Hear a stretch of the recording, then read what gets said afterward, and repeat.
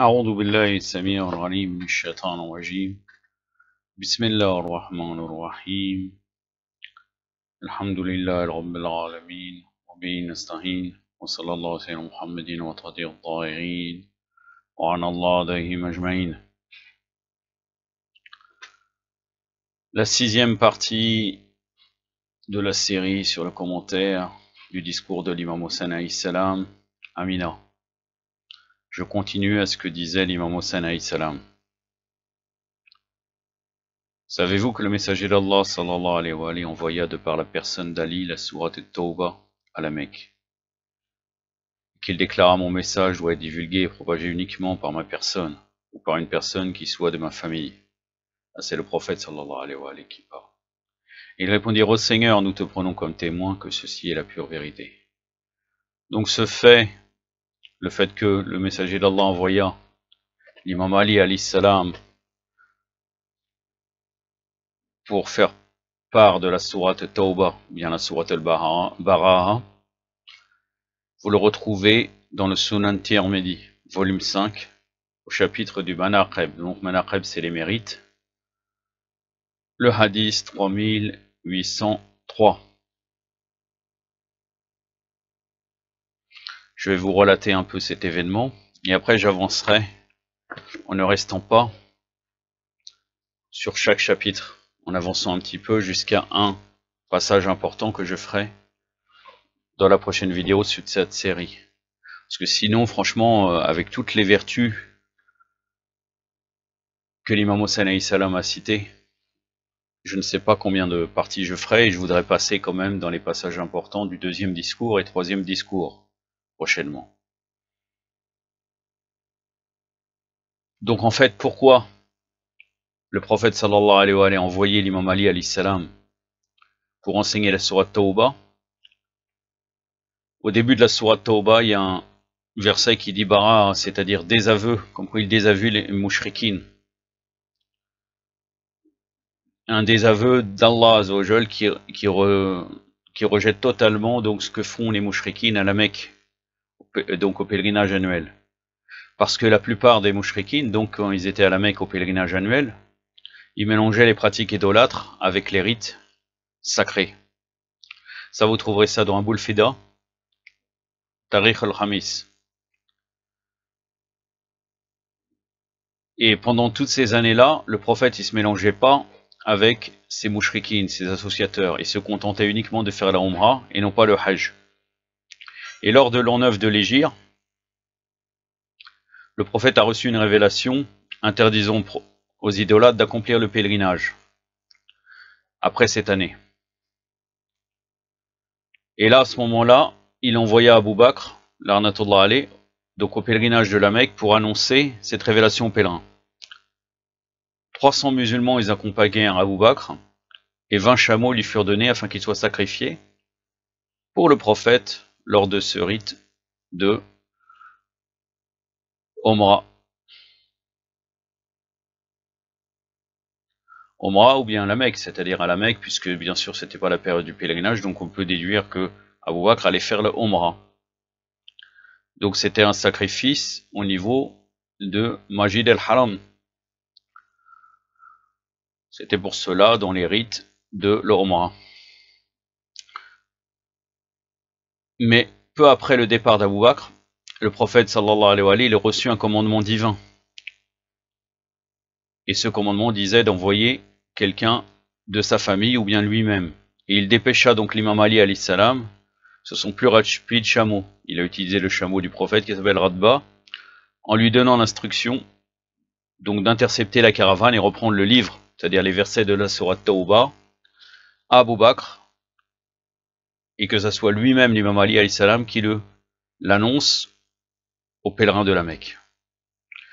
L'imam Ali alayhi salam, il atteignit la caravane à l'Araj, il a récupéré d'Abu Bakr le livre, il se rendit à la Mecque donc.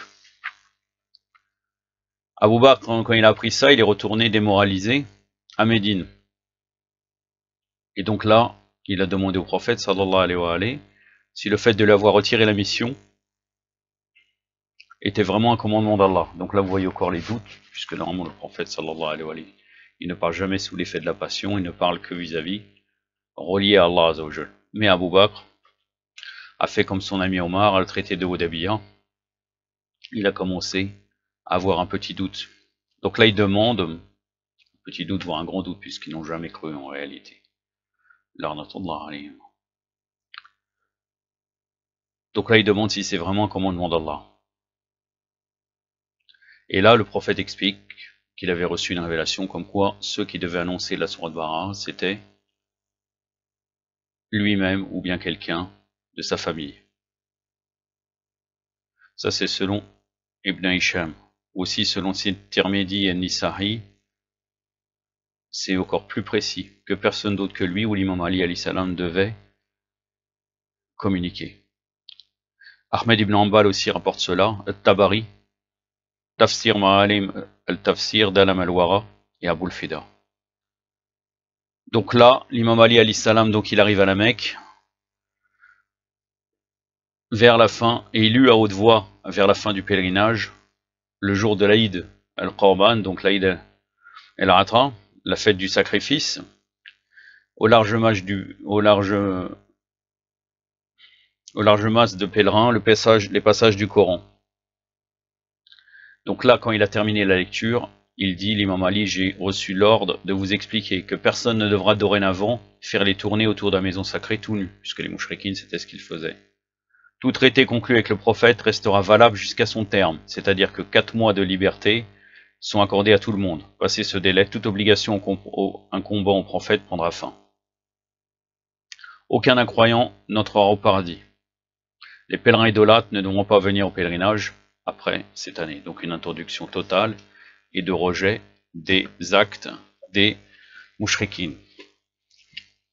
Je continue avec ce que disait l'imam Hossein alayhi salam, jusqu'à que j'arriverai au passage du hadith Saqalain qui fera l'objet de la 7e partie de ce discours, de ce commentaire de ce discours. Là, l'imam Hossein alayhi salam nous dit, savez-vous qu'il n'arrivait aucun grave problème ou aucune calamité au messager d'Allah, pour le seul fait qu'il avait entière confiance en Ali alayhi salam, et qu'il envoyait toujours en avant pour résoudre les problèmes, et qu'il ne l'appelait jamais par son prénom, qu'il l'appelait toujours mon frère. Il répondit, ô Seigneur, nous te prenons comme témoin que ceci est la pure vérité. Savez-vous que le messager d'Allah, au moment où il devait juger entre Ali, Jafar et Zahid, déclara, ô Ali, tu es de moi et je suis de toi. Et après moi, c'est toi le responsable, le guide et le gardien de tous les croyants. C'est dans Sunan at-Tirmidhi, volume 5, Manaqib, c'est-à-dire les mérites, le hadith 3796. Ils répondirent, ô Seigneur, nous te prenons comme témoin que ceci est la pure vérité. Savez-vous que le messager d'Allah donnait chaque jour un cours privé à Ali alayhi salam chez lui, et que chaque soir il avait une session privée avec lui, et que dans ces sessions privées, si Ali alayhi salam demandait des questions, le messager d'Allah répondait à ces questions, et s'il restait silencieux, le messager d'Allah commençait alors à parler. Sunan Tirmidhi, volume 5, Manaqib, hadith 3806. Ça, ce fait-là, crée la jalousie. Le fait qu'il avait une session privée chaque soir avec l'imam Ali, ça crée une jalousie de certaines femmes du prophète, sallallahu alayhi wa alayhi, qui se plaignaient de cela. Mais vous voyez par exemple Salama, vraiment la femme véridique et fidèle du prophète, sallallahu alayhi wa alayhi, qui disait, reste avec l'imam Ali, je passe mon tour, puisque chaque soir, il devait, pour une égalité vis-à-vis du nombre de ses femmes, passer la nuit dans une des maisons de ses femmes. Mais Salama se sacrifiait, elle disait, reste avec l'imam Ali, parfois, bon, ça ne veut pas dire tout le temps, mais ils répondirent, ô Seigneur, nous te prenons comme témoin que ceci est la pure vérité. Savez-vous que le messager d'Allah a préféré Ali à Jafar Tayyar et Hamza Sayyid al-Shuhada, Jafar ibn Abi Talib et Hamza ibn Abdul Muttalib, son oncle, et qu'il déclara à sa fille Fatima, je viens de donner ta main à la meilleure personne de ma famille, Ali alayhi salam, celui qui est tout premier en islam, le plus doux en caractère et le plus érudit en sciences.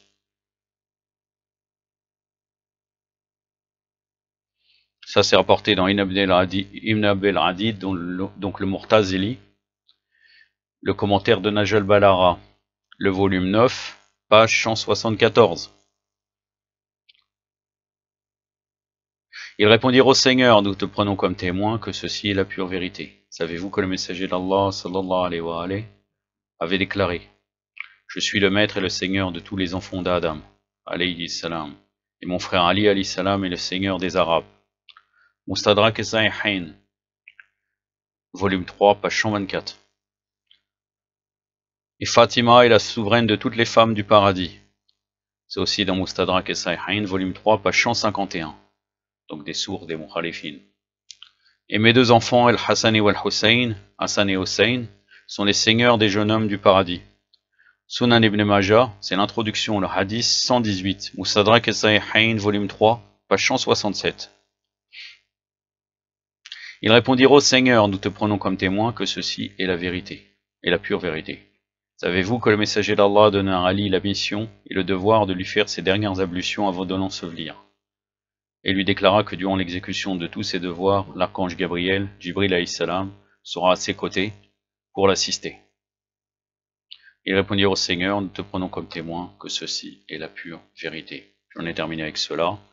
Dans la 6e partie, je serai dans le hadith Saqalayn, et là, l'imam Hussein terminera sa première partie de son sermon.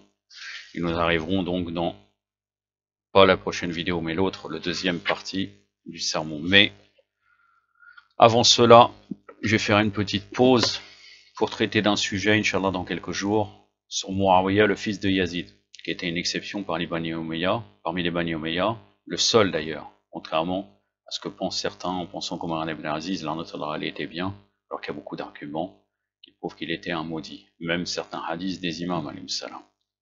Mais là, je parlerai du fils de Yazid, Muawiyah, et vous verrez son caractère exceptionnel. Inch'Allah, ça sera un sujet donc de vérification historique dans ma prochaine vidéo. يكتفي بهذا القدر وصلى الله وسلم على محمد وعلى آله الطاهرين والسلام عليكم ورحمة الله.